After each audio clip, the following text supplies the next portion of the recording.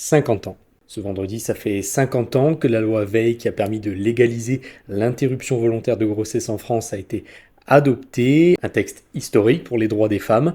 Et en Corse aussi, on a vécu ça avec enthousiasme. Depuis, nous sommes en 2025 et ce droit est totalement rentré dans les mœurs. Sur l'île notamment, où en 2023, le taux de recours à l'IVG était de 1290 femmes selon l'INSEE. Ce chiffre place la Corse parmi les régions où ce taux est le plus élevé, derrière la Provence-Alpes-Côte d'Azur ou encore l'Île-de-France. Face à ces chiffres, les associations jouent un rôle crucial, comme Femmes Solidaires qui existe depuis 1945. Rosy Sarr l'a rejoint au début des années 70 et en est maintenant sa présidente. Nous nous sommes battus pour ça, hein, et nous sommes heureuses d'avoir eu quand même à ce moment-là au pouvoir Simone Veil. Alors par l'information surtout, et l'information auprès des jeunes, hein, dans les établissements scolaires particulièrement, et puis aussi par des rencontres publiques que nous faisions dans des salles qui à l'époque étaient un petit peu bondées de monde. Présent aussi sur l'île, le Centre d'information sur le droit des femmes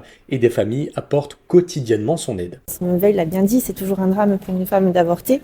Après, il y a des accompagnements et bien heureusement, donc c'est ce qu'on fait d'ailleurs au CIDF, il y a des accompagnements psychologiques qui permettent de prendre en charge ce genre de pratique qui est nécessaire parce qu'un enfant, ça doit se désirer. À l'heure actuelle, on a aussi les contraceptions qui sont très importantes, mais quoi qu'il en soit, la femme doit pouvoir décider ou non d'être maman quand elle le veut et la condition de la femme en dépend et la condition des enfants également. Un sujet que vous pouvez également retrouver dans notre édition de ce vendredi 17 janvier.